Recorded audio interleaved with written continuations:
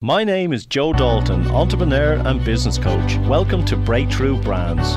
Each week we bring you an inspirational story and an insight to the minds of some of the top business leaders, authors and mentors from around the globe. Whatever is needed to make you shine in life and business, you'll find it here. On today's show we have Erik Eklund. Erik gives thought-provoking, entertaining and motivational speeches, masterclasses, workshops and one-on-one coaching. Erik, welcome to Breakthrough Brands. How are you? I am fantastic. Erik, the reason why I asked you on to Breakthrough Brands, we had a conversation through LinkedIn Messenger, and I really kind of went, you have a good story. You're a motivational speaker. You're trying to change people's lives around the world. And I says, this is a man that fits all the elements of Breakthrough Brands. So welcome. Thank you. And we had a brief moment to say hi over there. Not too much because there's a lot of people, but here we are. Here we are. That's the beauty of radio. What's your story? I read an article that you said, you were different. People didn't accept you for who you were until you start then building that confidence and moving forward. Tell the listeners a little bit about your backstory.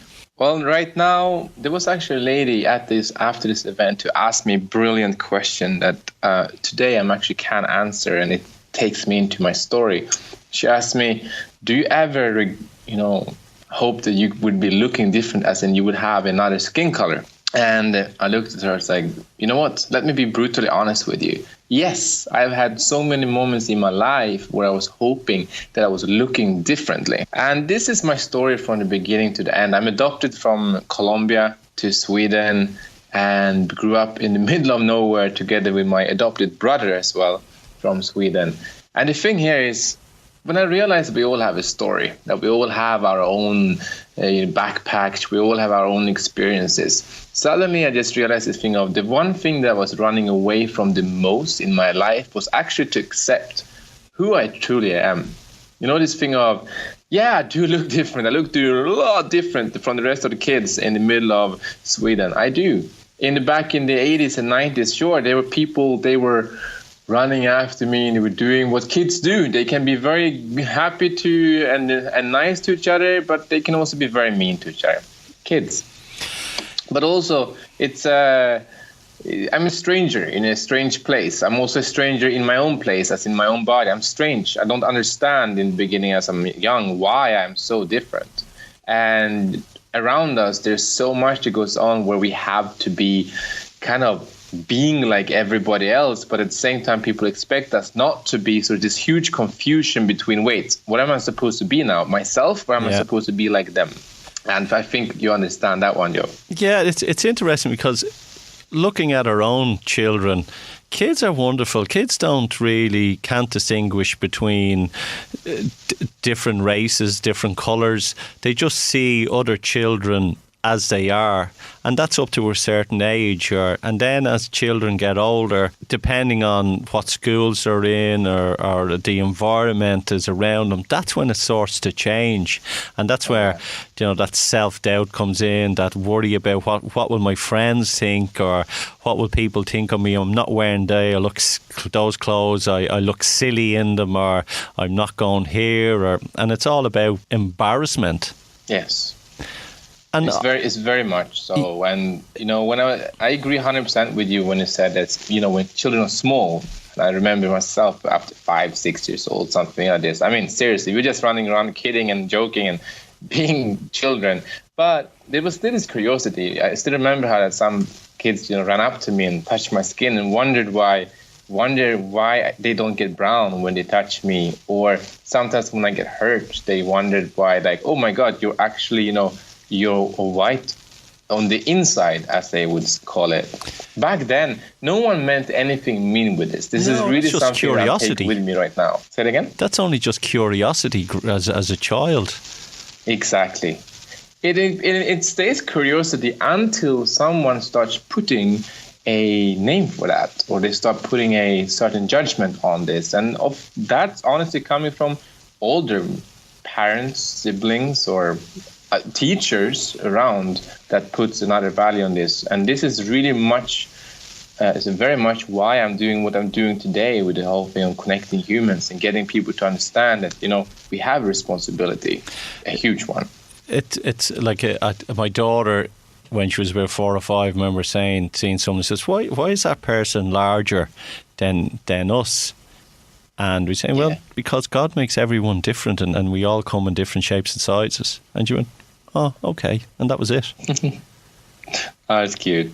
You're trying to connect a lot of people, and you're trying to see if you can possibly, through your word, change lives and change people's perception of the world. True. How are you doing that? Or what's the message that you're trying to relay to people, Erik? Right now, it's this thing of through discovering myself and discovering what is my why and why I'm doing really what I do. Like, why am I doing what I really love to do? This whole thing with influencing others through language and ideas, I know from years has been my strength, and I love it. And the how I'm trying to connect, I'm really calling connecting humans rather than people. It's because it's a way of understanding ourselves, as in we are humans. We are not robots. We cannot be emotionless. We cannot live without fear or rejection in our lives. At the same time, we cannot make everything digital and computerized, because behind that, it's still humans, and the humans that we're selling to, they're humans that we're trying to serve or help in any type of way. And then the main message here, to live feeling fulfilled. That day you come home and you feel like you had a great day at work, or you had this amazing dinner, or I don't know what it was, but it involved that connection with another human. You really touched the base on what really resonate to each other. I don't know how many times I come home from networking events, for instance, and I hear people around me, oh my God, that was such a drag. Because there was no level of really connecting with one another there. I'm trying to understand one another. Many times this people-oriented approach is missing. There's more profit and metrics involved in leadership or management today than actually lifting other people up. Well, that's because you're looking at gratitude, and you're looking at how the day evolves for people, and you're noticing, and I notice it as well, if you're speaking to someone, how's it going? And they go, you know yourself. Do you know, I'm having this or having that. And people feel that if they complain or moan, other people will take pity on them. And anyone that goes, oh, it's brilliant, it's awesome, it's great, they kind of stand back and go, wow, that's different. Yeah. And then it's many times when we do this thing of, as I said in the beginning, we do live in a society or in a world where we are expected to bring something different to others around us, or anything from people to companies. But as soon as we're trying to bring something different to people and companies, organizations around us, we are many times being welcomed by a hand in our face, or really this look as in, who are you? What are you trying to do? Where do you think you're coming from talking that nonsense? Exactly. You don't have my background. You don't have my experience. And this is exactly what I'm trying to say to people is, we want to move forward. We can look back. We can acknowledge what has happened. And this is a huge step in the ability of moving forward. But the past does not give you what's going to happen in the future. It will be what you create right now. And you can decide. You can keep living and acting and behaving and thinking like you have always been, or you can always challenge yourself, asking yourself, suppose that I don't know, or suppose that I'm wrong, or suppose that there is something more. I love that you say trying to get human connection. And it's really, everything is online, and everything is, we could have conversations about AI, and I was reading an article the other day where AI is going to replace X amount of people's jobs. And it made me think on, okay, if that's going to replace those people's jobs, people spend money. You need people to be earning money to spend money. And if no one is working, you have a recession. That's true. So if there's AI taken away from a lot of this, that interconnection is going to be lost? And what can the future be? That's a huge question to ask. And the reason why I'm bringing it up is because you are so spot on when you talk about human connection, because I think we're all being dragged down the road of technology, that it makes our lives easier and we do this. And people, I think there's a lot of people out there that are very lonely, and there's a lot of people out there who want human connection but don't know where to find it. That's very, very true. And this is also when coming in on anything, going the route of dating and dating apps to communication channels online, how we communicate. These are the areas that I'm specializing in myself. And this thing of, today when we have something to say to each other, we send a text message. Or sometimes when we don't have, if we want to say no, or if we feel like we don't want to do something, we just become silent. We don't say anything. Or we remove each other, we block each other with a push of a button. But it fuels on its own this way of, well, if I'm just going to be blocked, or if I say something to somebody and if that person don't like that, will just be silent, I don't want to care about that person anymore. I'm not going to care more for you. So I will start behaving in a way that becomes quite mean, right? It's not going to be that compassionate or caring anymore. So the more we're doing one way, this evil circle is starting to spin fast and faster. That's what I'm trying to break right now, that even by saying no, it might be feeling harsh for the second, but oh my, for the long time, it feels revealing. There's a generation out there that don't like talking on the phone. There's a generation out there that don't like emailing. There's a generation out there who don't like talking to people, and they only like communication through text and everything. So how do we evolve and sort of say to people, we need to start communicating and talking to each other? Why do you have to send someone a text before you call them to say, is it okay to speak to them? Like, where did that come from and why? I remember when I was growing up, when there was a phone and the phone would ring in the house and everybody would jump up and run to grab the phone. Yeah, I remember that one as well. But the big question here is to ask, what would life be without the human connection? I imagine yourself sitting at home.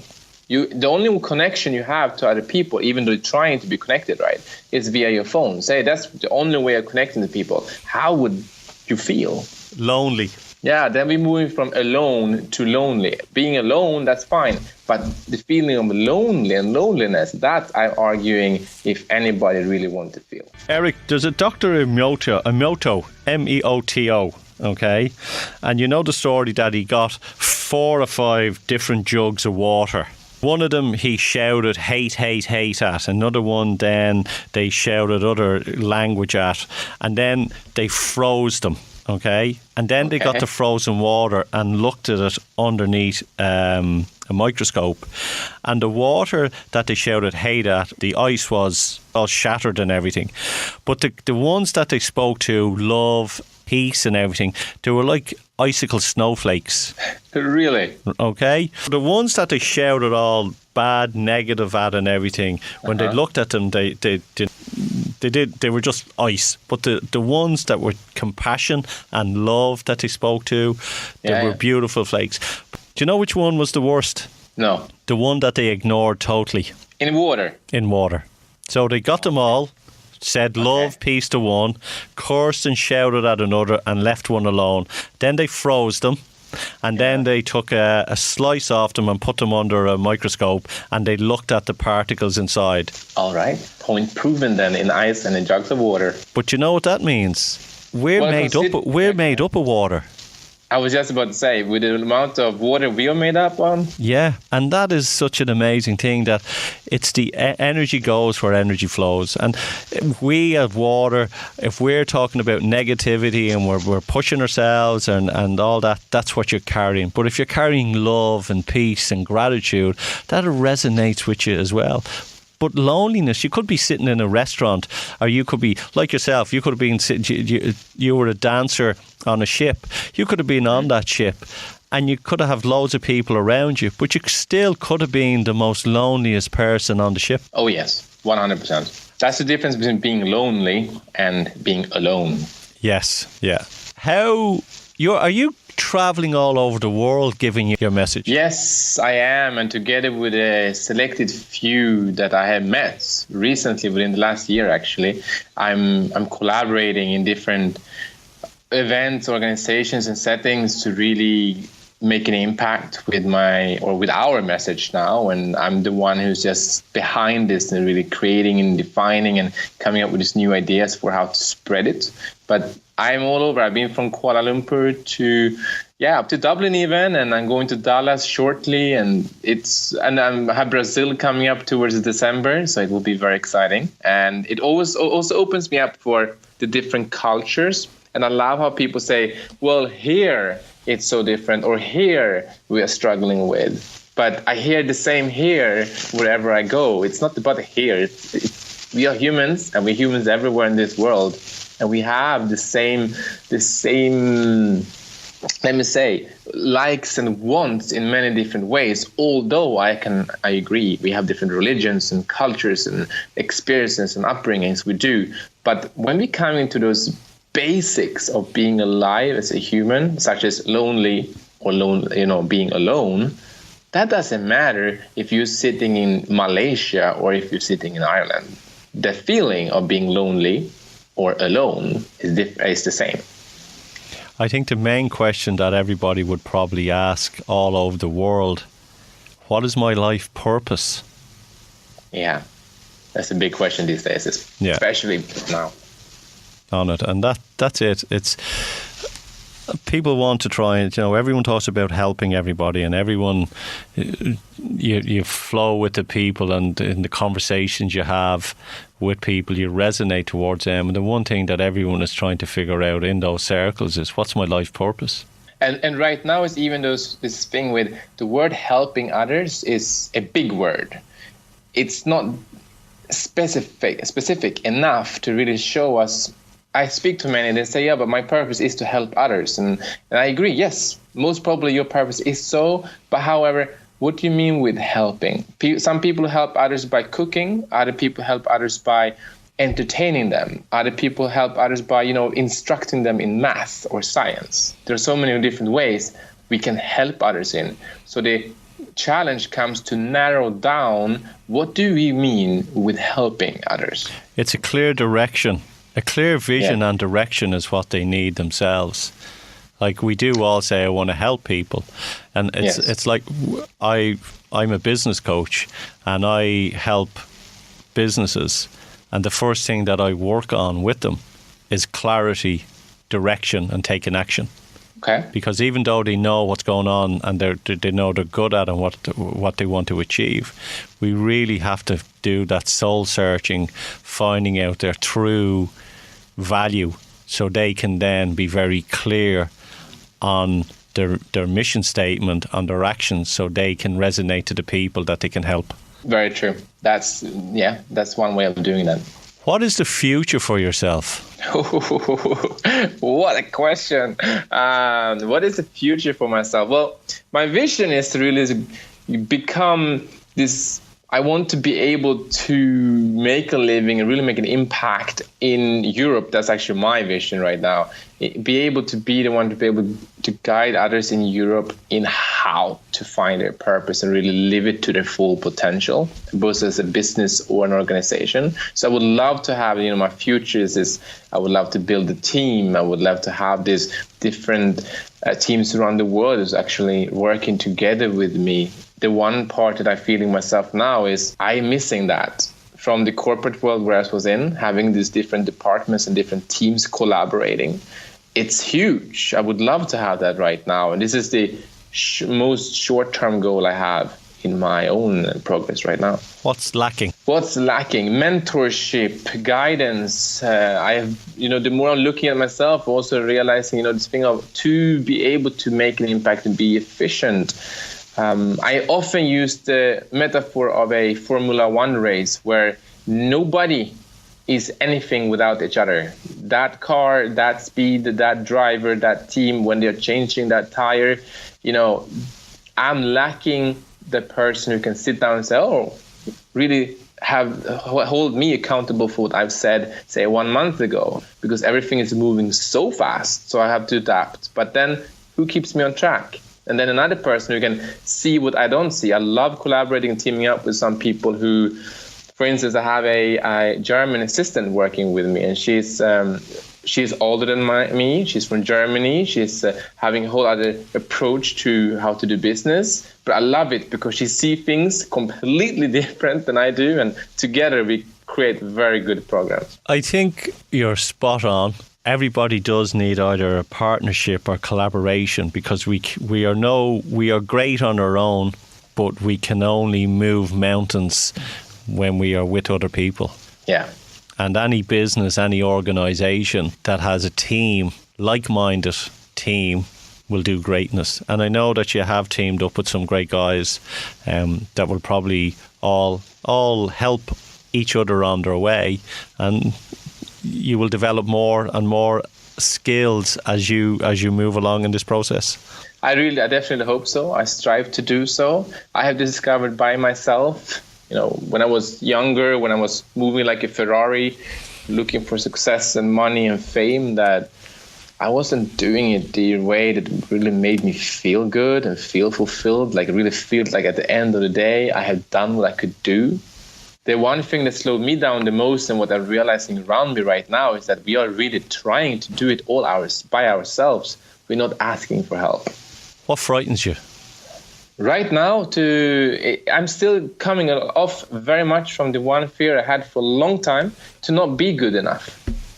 That really frightens me, that, I'm not good enough. And I've been living that reality for at least 27, 28 years of my life, hearing, say, at least 18 years of that, how I am not going to, I can't make that. You can't do this. You will never be able to be that good. The good enough portion in me is so huge, and I'm trying to face it as much as I can, but I can still sense it. And my friends or some people I take with me when I do my speeches, sometimes they tell me, this thing of, ooh, now I could feel how you just unlocked yourself, versus sometimes to go, now you were paying too much attention to trying to please everybody. If there were some people that had some difficult questions for me, or there were perhaps some people in the back of the room that left of one reason or another, and I start focusing on that. So that's really something that I still work on. Boils down to self-worth, which with time does change, and I know that because that was something that I had to overcome. And when you overcome it, you realise you stop looking outwards for inwards, start looking inwards, outwards. And once you've got the handle of your self-worth, that you're good enough, it doesn't matter what anyone else thinks, because there's a percentage of people out there that will never like you, will never get you, will think you're an arsehole. So what? 100. That's so right. That's so on point. I'm living it. I'm speaking about it right now, and I'm even for me, I'm still having to learn this thing of that. There's no one will like you at all times of your life or whatsoever. There will always be somebody who's not liking you, and it's like I don't understand why it's such a big portion in my life, or even others, that why should we be so concerned about that everybody should like us? I tell you why. Because I could compliment you all day, and then someone could turn around to you and call you a fool, and you will remember the person calling you a fool, and you won't remember all the compliments that I've given you all day. And that's got to do with how our subconscious mind is wired from the people around us. And once you can learn to switch off those negative thoughts and focus on the good, you sort of come with enlightened within, because of the process that you're going through. And nothing then will matter what other people say. And you said something there that I believe and hold very true. the people you surround yourself with. Oi, oi, oi. That's a key ingredient to so much in our lives. And I have lived that through myself. And the reason why I'm doing what I'm doing today is actually because I looked at that one in the mirror. And it got back to even, who was I loving before? Who was I surrounding myself with on a daily basis with before? And it took some harsh decisions to accept what that really meant to me. And that's it. It's and then you'll go through that journey, and you'll outgrow those people, and you go to the next level, and you go to the next level. I'm going to look. We're coming to the end of the show, Erik. I want to ask you a couple of quick questions. One, the best business advice you've ever received. Build character and adapt quickly. Lovely. Best business book that you'd recommend? Ooh, most probably The Outward Mindset by the Harbinger Institute. Okay. And where can people find you? If someone wants to reach out to you, give us your website, your email address, or if people want to connect with you. I am the one who loves to use LinkedIn, to put a spin on how LinkedIn is used. So LinkedIn, my LinkedIn, Erik Eklund, is the one. Excellent. I love LinkedIn. It's my favourite in the world. And what song would you like us to play out with, Erik? Where in this outro, James Brown, Papa got a new brown bag. Excellent. Erik, it's a pleasure having you on Breakthrough Brands. We've had, it's been a good conversation. And Erik, it's a pleasure having you on Breakthrough Brands. I'll talk to you soon. Over the years, I've had the pleasure to interview hundreds of people on my business shows, Breakthrough Brands and Business Eye. In doing so, I've put together my top 10 tips that I've picked up from my guests along the way. To discover what these are and how they may benefit you in your business, please click on the link below or go to joedalton.ie/discover.